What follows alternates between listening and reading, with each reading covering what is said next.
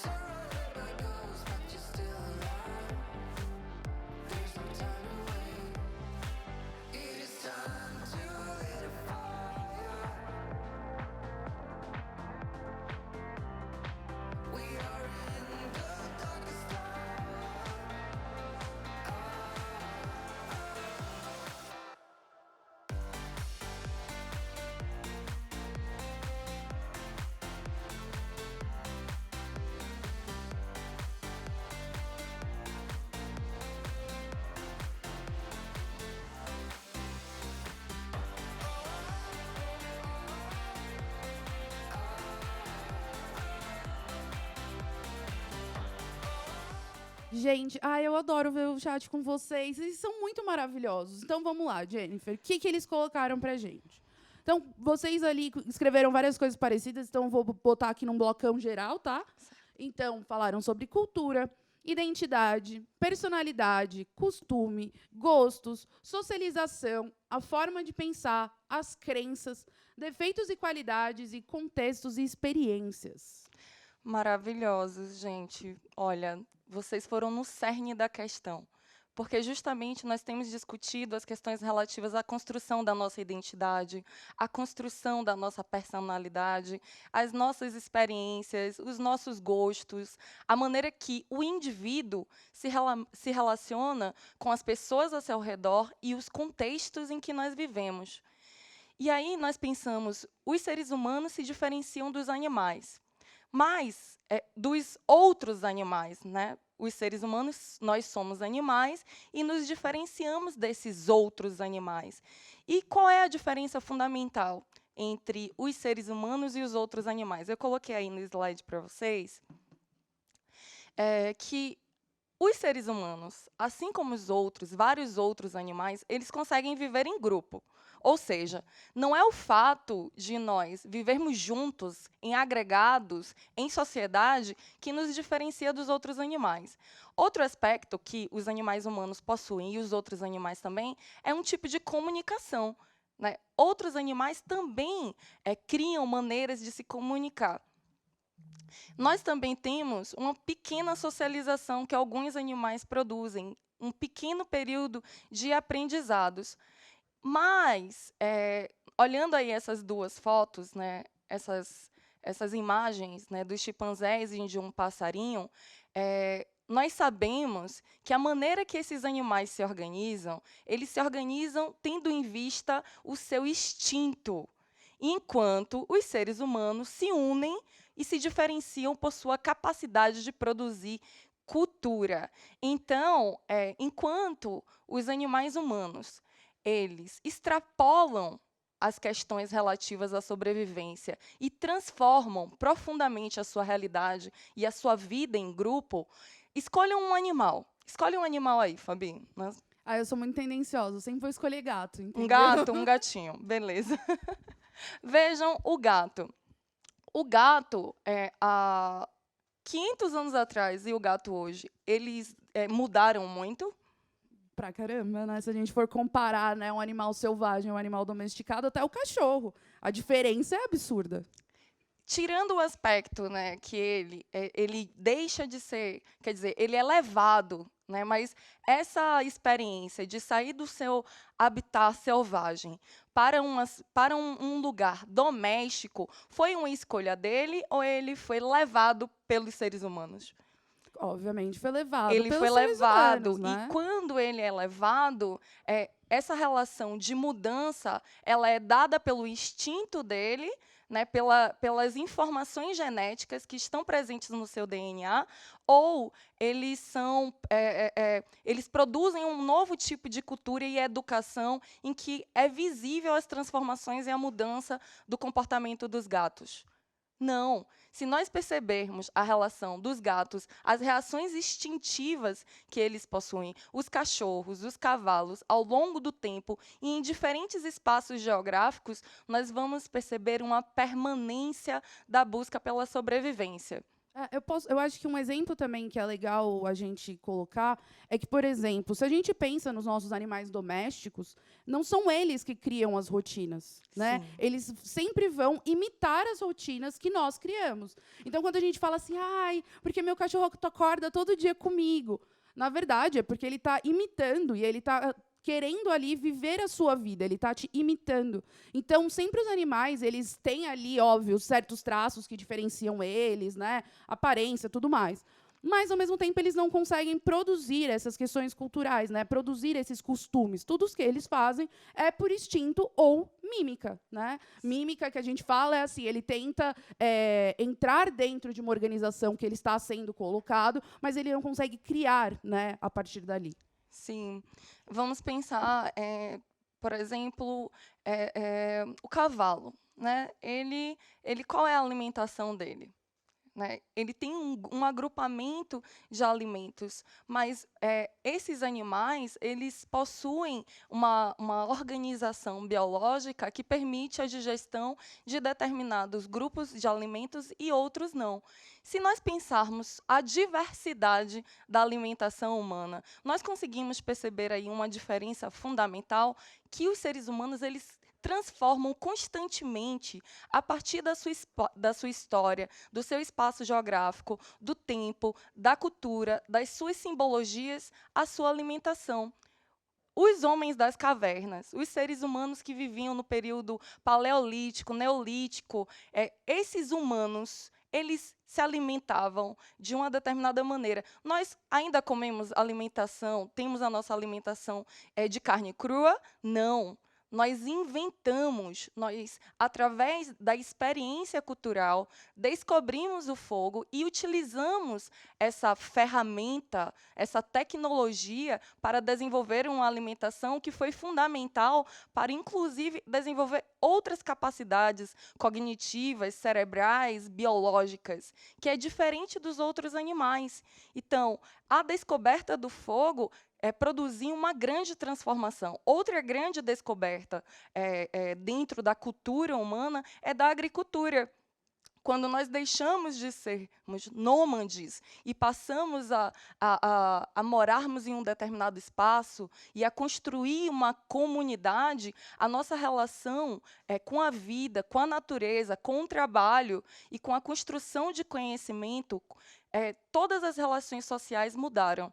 E essas relações, elas mudam constantemente. Os seres humanos são seres que transformam a natureza e produzem cultura, que é diferente dos outros animais não humanos, que sobrevivem e se reproduzem constantemente através dos seus instintos. A gente também tem que pensar que, como animais, nós também temos instintos, né? Que é o instinto de que, por exemplo, se alguém te assusta, você não pensa antes de você ter a sua reação ou de você fazer alguma coisa. Só que a diferença que a gente tem que pensar é o que a gente faz com os nossos instintos. Por a gente produzir cultura, né? A gente produzir ali as coisas, a gente tem fome. Mas será que a gente come qualquer coisa que a gente vê? Não existe um processo cultural por trás dessa alimentação, né? Se a gente for pensar o que cada lugar do mundo come, não existe ali um processo por trás disso. Quando a gente fala de dormir, a gente também não dorme em qualquer lugar. Se você pega seu cachorro ou seu gato, ele dorme, às vezes, em cima da TV. Né? Mas quando você fala de um ser humano, não. A gente tem todo um processo para gerar isso. Mesma coisa de ir no banheiro. Né? Seu cachorro vai no banheiro a hora que ele tem vontade. Você, se eu estiver com vontade de ir no banheiro agora, eu vou segurar aqui, fazer a fina, entendeu? E vou terminar a aula e depois eu vou. Então, esse tipo de controle sobre os nossos instintos, esse tipo de organização em cima de como eles funcionam, também é o que difere nós, os animais. Porque a gente também tem certos instintos, né? Exatamente. Mas é a maneira com que a gente consegue controlar e a gente dá significados diferentes para esses instintos. Perfeito. Nós estamos agora fazendo essa reflexão, essa distinção, porque um dos nossos objetivos fundamentais é percebermos que a humanidade ela possui uma unidade na diferença. E essa cultura que nos une enquanto produtores de conhecimento e simbolização do mundo, darmos significado às nossas relações, criarmos uma linguagem e acumular conhecimento ao longo do tempo, conhecimentos culturais, hábitos, música, alimentação, danças, tudo isso nos diferencia dos outros animais. Aí eu coloquei uma imagem de vários animais para vermos juntos, né, que esses comportamentos desses animais, eles se perpetuam, eles têm como princípio o seu instinto. Já os seres humanos, né, os animais humanos, produzem cultura. Então, enquanto os animais não humanos, eles vivem e sobrevivem a partir dos seus instintos, os animais humanos produzem cultura. E essa cultura produz simbologias. Então, essa simbologia, que é significados para além da sobrevivência, ela permite com que a gente, dentro da sociedade, possamos construir rituais. E que rituais são esses, professoras? Nós temos a religião, né, a nossa relação com o sagrado, culturalmente construído, historicamente construído. Nós temos uma relação com os ritos de passagem, os aniversários. A cada ano, nós acendemos velas em busca da celebração da vida. E um outro momento ritualístico que faz parte da nossa cultura é o luto, né? São os enterros. E vejam, no Brasil, nós temos um hábito cultural, de maneira geral, de enterrarmos os mortos. Mas, por exemplo, na Índia, existe a cremação dos mortos. No Ocidente, a cor branca ela remete a um aspecto da paz, e o preto é o luto. Já no Oriente, a cor branca é a cor do luto. E se nós não fôssemos, se não nos diferenciássemos, se a cultura não fosse essa simbologia da vida, e ela se diferencia no tempo e no espaço geográfico, então, no Brasil, nós temos uma cultura, nós temos uma língua, nós falamos português, né? No Japão, eles falam japonês, nos Estados Unidos, eles falam inglês, e todas essas diferenças, elas são são produto da história e são produto da cultura. Né? Então, é fundamental que a gente pense que todos os seres humanos são capazes de produzir cultura. Né? E cultura, como a Fabi falou, nós temos necessidade de nos alimentarmos. Mas em todos os lugares do mundo, nós temos a mesma comida, igual, feijão e arroz? Não. No Japão, nós temos a comida, Sushi. sushi, nós temos na Itália as massas, na Índia nós temos as comidas com curry, o frango é o curry, etc. Então, vejam, a nossa capacidade, a nossa necessidade, assim como os outros animais, de nos alimentarmos, essa necessidade básica, ela se diferencia fundamentalmente porque nós produzimos cultura. Então, agora entrando, né, dentro desse aspecto que nós já entendemos que a diferença entre os animais e os animais humanos e os animais não humanos é a cultura, né? O que nos une enquanto seres humanos é a cultura, e a cultura ela tem muitos significados dentro da nossa sociedade. Né? Ela tem um sentido muito amplo, é um conjunto de todas as produções humanas, é ela que diferencia os seres humanos de outros animais. Nós temos vários antropólogos, como Kroeber, que desenvolveu uma explicação que caracteriza, que possibilita, que a cultura é o que possibilita o ser humano de superar e se afastar de suas condições naturais, suas condições biológicas, né? Nos diferencia, nos distancia. Né? O ser humano, diferentemente de outros animais, transforma o seu ambiente, constrói as suas casas, produz um trabalho, vários tipos de trabalhos diferentes, transmite seus conhecimentos através da socialização, da educação, da história. Então, o natural dos seres humanos é que nós somos seres culturais. E isso é fundamental para a construção da nossa autonomia e sobre o nosso olhar sobre a diferença. Então, nós já sabemos, a cultura é aquilo que nos une enquanto seres humanos. A nossa capacidade de darmos significado à nossa vida, à nossa família, às nossas relações sociais, às nossas interações sociais. Alguma criança humana nasce sabendo? Nasce falando? Não. Nasce andando? Não. Nós levamos muito tempo para aprender através daquilo que nós já discutimos nas aulas passadas, que é o processo de socialização. E a socialização é como os seres humanos ensinam às novas gerações, às crianças, os princípios básicos. Para quê, professora?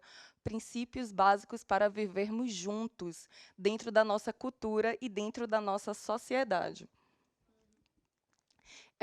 E existem muitas definições sobre cultura. Eu vou apresentar para vocês, de maneira geral, de que maneira alguns antropólogos podem se remeter ao conceito de cultura.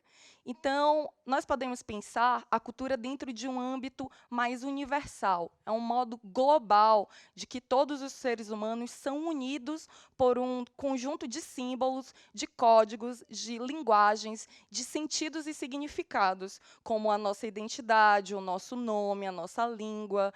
Né? Nós compartilhamos a necessidade de dormir, de se alimentar, de nos protegermos das intempéries do tempo com uma moradia. Isso é comum entre os seres humanos, inclusive dos outros animais.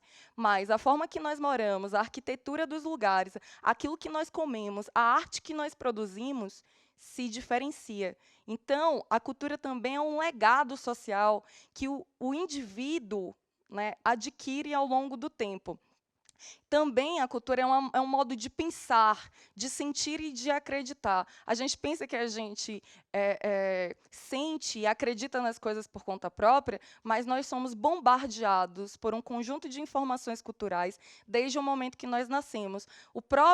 A própria palavra tristeza e felicidade, inclusive a palavra saudade, é uma palavra que só existe na cultura brasileira. né? Então, em outras línguas, em outras culturas, eles se remetem a esse sentimento de falta do outro a partir de outras palavras. Mas a saudade é uma palavra nossa, é um sentimento, é uma maneira de expressar dentro da cultura brasileira.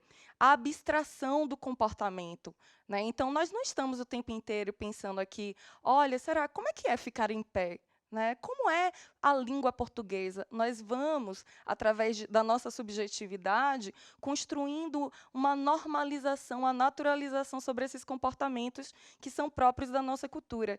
E o risco, e nós vamos falar sobre isso um pouquinho mais à frente, é justamente esse. Quando nós naturalizamos aquilo que é cultural, nós estamos entrando numa armadilha, que é quando nos deparamos com a diferença de outras culturas e quando viajamos para outro país e vemos e percebemos como aquelas pessoas se comportam, é possível, por causa do senso comum e a falta de compreensão da diversidade, seu elemento fundamental da humanidade, sermos preconceituosos. Mas esse é um ponto que vamos discutir já já. Então, essa cultura é um celeiro de aprendizagens comuns dentro de uma cultura, de uma diversidade, de uma história. É um conjunto de orientações padronizadas, todo comportamento aprendido. Então, a nossa cultura não nasce com a gente dentro do nosso material genético, não. Nós somos educados pelos nossos pais, pelos nossos vizinhos, pela nossa família, pelos nossos amigos, pelos meios de comunicação.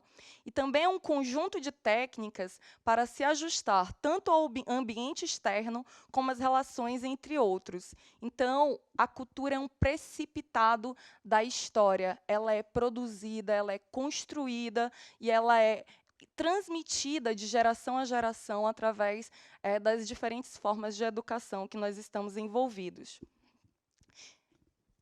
Eu acho que para a cultura, querendo ou não, ela tem várias definições, né? Eu acho que o que talvez fique mais fácil, talvez para vocês lembrarem, né? Porque algumas, como a gente viu, tem algumas que são antropológicas, são coisas que a gente vai usar em coisas mais específicas. Mas é só lembrar que a palavra cultura vem da palavra cultivar, né? E cultura é exatamente, né? Claro, existem ali as especificidades, mas é aquilo que você cultiva ao longo da história da humanidade e ele vai se mantendo. Então, a gente, talvez para ficar mais fácil para vocês, às vezes, em algum momento, lembrar do conceito de cultura, é só lembrar da raiz da palavra. Cultura vem de cultivar, e é algo que a gente vai cultivando, e as gerações seguintes é que vão colhendo. Porque em algum momento começa, né? Em algum momento aquela prática ela começa. E aí são as próximas gerações que vão já vindo com isso mais internalizado. Então, eu acho que fica mais fácil para vocês, às vezes, num momento assim de desespero, falar, meu Deus, o que é cultura? Então, cultura é tudo isso que nós discutimos, que nós apresentamos. Cultura é tudo aquilo que é produzido pela humanidade. E esse termo de pensar a cultura a partir da sua origem etimológica, de cultivar, de colher, né, é muito importante também. O primeiro teórico a falar sobre cultura foi o Taylor. Né? E o Taylor ele falou que a cultura é um complexo de costumes, hábitos que os seres humanos adquirem. Né? E quando pensa em adquirir, justamente não é natural, nós estamos aprendendo. Já um outro antropólogo muitíssimo importante dentro das ciências sociais, o Geertz, ele vai falar que a cultura está relacionada com a produção de símbolos. Né, a produção de sentidos. E as diferentes culturas elas vão produzir diferentes interpretações. Né? Então, nós produzimos, construímos, fabricamos sistemas de códigos, e esses códigos eles vão ser interpretados a partir do contexto social que cada indivíduo vive. É como ler um livro. Né? É como colocar uma lente e essa lente ter um filtro. A cada filtro, se nós colocarmos um filtro rosa, nós vamos ver o mundo a partir daquelas cores. Se nós estivermos no Brasil, nós vamos entender o Brasil a partir dessa história, dessa gente, desse povo, né? Desses costumes. Se nós formos colocarmos outras lentes, nós vamos discutir outras formas de ver o mundo. E a partir de outras épocas também. Outro antropólogo muitíssimo importante é o Franz Boas. E ele, ao contrário dos evolucionistas, que pensam a cultura de uma forma universal ou de uma evolução, né, de que existem culturas que são inferiores e outras superiores dentro de uma ideia civilizacional, o Franz Boas ele vai falar sobre a cultura estar profundamente ligada à história. Por isso que, para entendermos uma cultura, nós precisamos entender a história. Por exemplo, nós falamos português porque nós fomos historicamente colonizados pelos portugueses. Nos Estados Unidos, eles falam inglês. Não é natural, porque nada na vida, nas relações humanas, são naturais. Eles falam inglês porque eles foram colonizados pelos ingleses. E é fundamental a gente inserir a história na nossa percepção sobre a compreensão cultural, e é fundamental inserir a história para entender por que eu sou diferente da Fabiana, porque a Fabiana é diferente de mim, porque nós temos uma equipe linda aqui que é diferente uma da outra, porque possui uma história diferente. Eu acho que desse negócio de linguagens, eu acho que é um ótimo exemplo, Jennifer, porque a gente tem países na África que também falam português. Né? A gente tem Portugal, temos nós, tem vários países na África que falam português, e não é a mesma coisa. Né? Todo o contexto em volta também tem ali um peso sobre isso. Então, é claro, se não houvesse uma colonização ali, provavelmente eles continuariam falando, né, a língua original, como a gente talvez estivesse conversando aqui em tupi. Mas, justamente por causa desse processo histórico, também existe essa mudança. Só para poder responder uma pergunta, a Yasmin perguntou para a gente, todos os animais têm cultura? Não. A gente falou isso no começo da aula. Quando a gente fala de cultura, a gente tem que sempre vincular isso a nós, seres humanos. Tá? Então, animais não passam por esse processo de produção cultural. Maravilhoso, exatamente. Essas perguntas são fundamentais para a gente entender justamente o propósito, o objetivo da aula, que é entender que o que nos une, o que nos diferencia enquanto seres humanos é a nossa cultura, que é diferente, por exemplo, dos animais. E aí, e essa diferença, de que maneira se produz a diferença? A diferença se produz pela história. E aí, nesse slide, a diferença como produto da história, nós temos uma série de referências. Né? E essas referências são referências históricas. Né? O que todo ser humano tem em comum é a capacidade de se diferenciar uns dos outros e de viver essa experiência que é de ser humano da forma mais variada, dentro de uma diversidade, dentro de uma pluralidade de hábitos. E esses hábitos dos diferentes povos é imensa. Toda a diferença humana é produzida por diferentes trajetórias da nossa história. E essas trajetórias, elas estão, por exemplo, no Brasil, nós temos uma influência cultural, né, da população negra que foi escravizada. E essa é uma situação profundamente triste da nossa história. Mas, apesar da escravidão, né, a população escravizada, os negros da África nos ensinaram, trouxeram a sua cultura, a sua maneira de cozinhar, de lidar com a religião.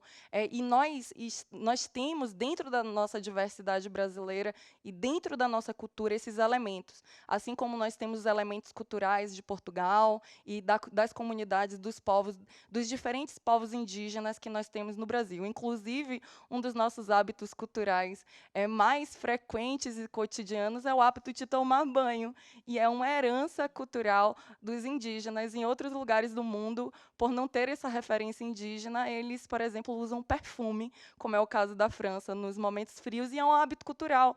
Não é nem bom, não é nem melhor, nem pior, é só diverso, por causa do seu contexto geográfico, climático e histórico.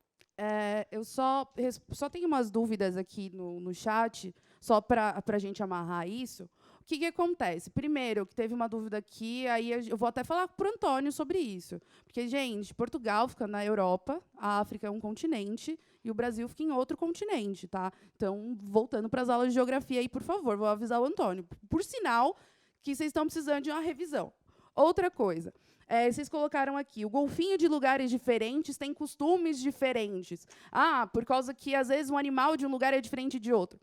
Só que não é uma produção de cultura. É aquela questão, se o seu cachorro ele percebe que toda vez que ele passa num lugar específico machuca, ele vai parar de passar por lá. Mas não é porque ele teve ali uma mega consciência. É um processo. Né? Então, ele vai uma vez, vai duas, vai três, vai quatro. E a mesma coisa um golfinho. Quando você fala sobre um golfinho no mar e um golfinho dentro de um aquário, a realidade dele é outra, a experiência dele é outra. Então, os animais, é óbvio, eles vão se adaptar à realidade deles. Né? Talvez adaptar não seja talvez a palavra mais correta, mas a gente pode ver em Darwin, né? Os animais eles vão ali evoluindo e também se adaptando à realidade deles. Como os animais, como cachorro e gato, eram animais selvagens e nós fomos provocando essa mudança neles, né? Tanto biológica quanto, enfim. Então, a gente tem que entender, eles não produzem cultura. Só que animais também não são burros. Então, se ele passa num lugar e ali machuca, ele não vai passar mais. Se toda vez que um grupo de animais passa por aquele lugar e ele é sempre atacado naquele lugar, uma hora eles vão tentar ir por outro lado. Mas é tentativa e erro. Não é que existe ali uma consciência que ele para, analisa, faz planos ali de organização. Não, gente. É só a questão de que a gente está falando de animais, tá? Então, é isso. Os animais, eles colocaram aqui, o gato ainda é selvagem. Alguns gatos são selvagens. Hoje, eles são considerados animais domesticados, tá? Cachorro, gato, cavalo, entre outros animais, tá? Então, tem muitas espécies, né? Existe uma diversidade. Assim como os cachorros têm espécies diferentes, os gatos também, né? Mas, fundamentalmente, nós precisamos construir juntos esse conhecimento. Quando nós falamos da França, quando falamos de Portugal e quando nós falamos do Brasil, nós estamos situando esses países e essa cultura dentro de um elemento temporal. Né? E nós temos dentro da história uma série de referências de comportamentos que existiam no passado e não existem mais hoje. Por exemplo, no Brasil, na década de 20, as mulheres não podiam usar calças, porque a calça era, dentro da cultura brasileira daquela época, uma roupa, uma vestimenta própria dos homens. Hoje, olha nós. Todos temos o direito de vestirmos calças, saias, enfim, porque os tempos mudaram e o conceito de moda também é histórico, também é cultural e mudou também. Então, dentro desse aspecto da diferença ser construída pela história, e essa diferença cultural, ela ser fundamental para entendermos a diversidade. Nossa diversidade é construção.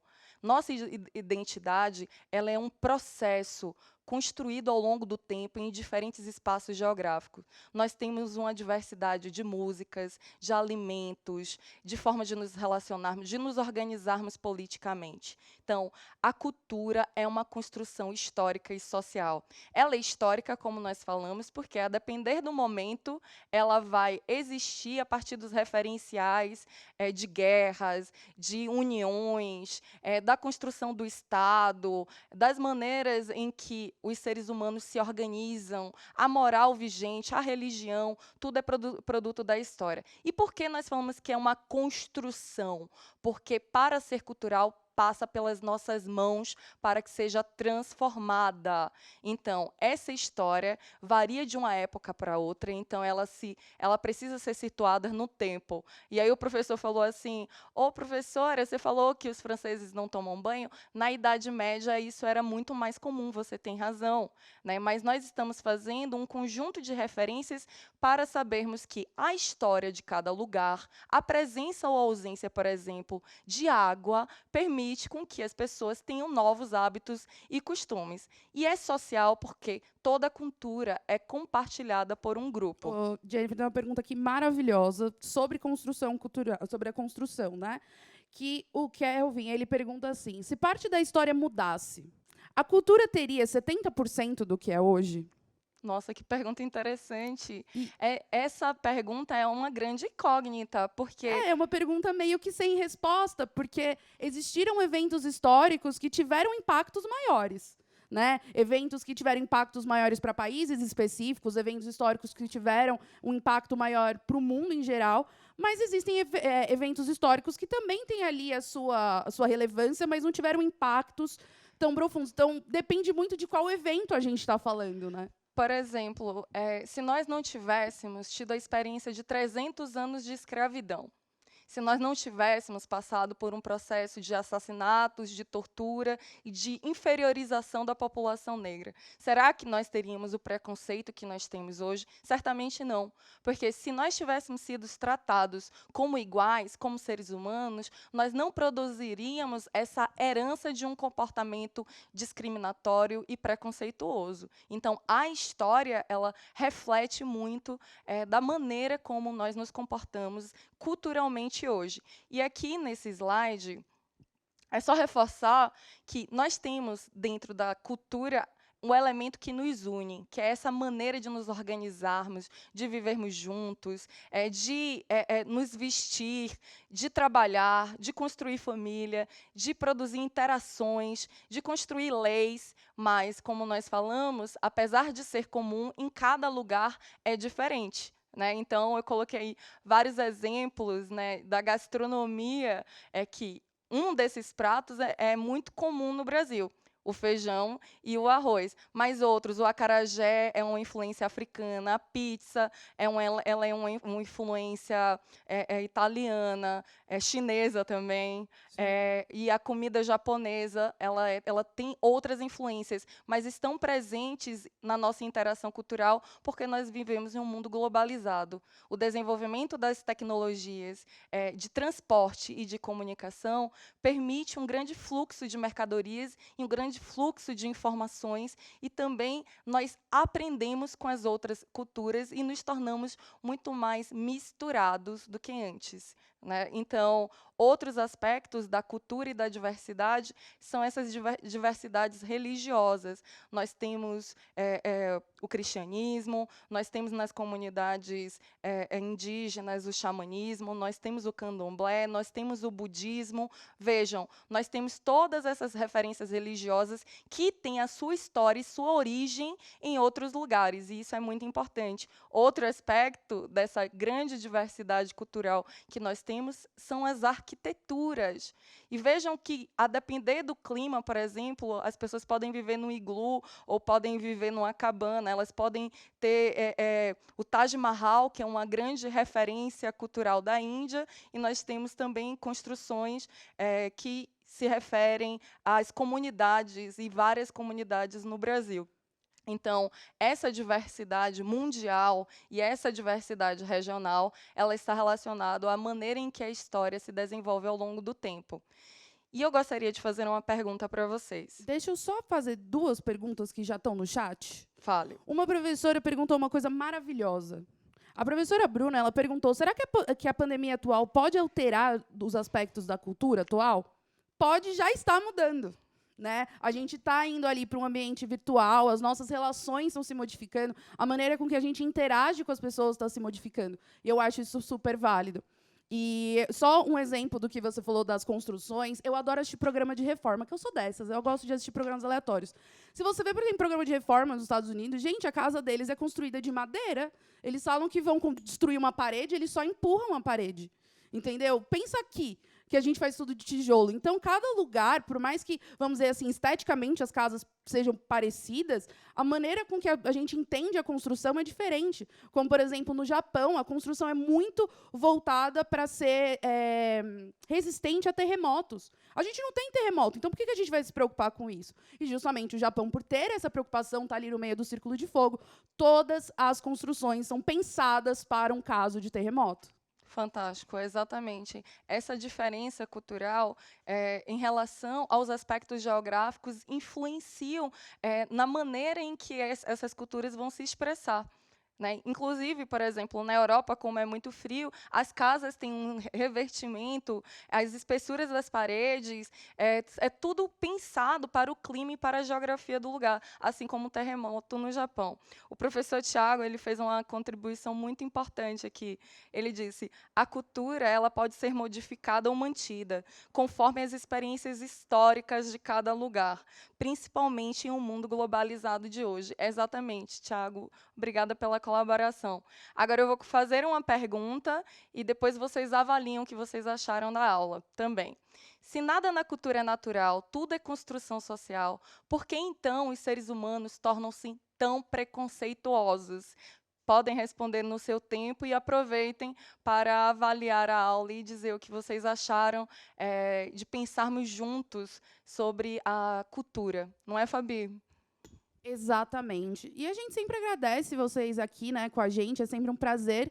E é isso, né, Jennifer? Sim, nós agradecemos e vamos continuar pensando juntos nas próximas aulas sobre esses elementos, sobre a cultura, aquilo que nos une, aquilo que nos diferencia e aquilo que nos permite sermos tão plurais.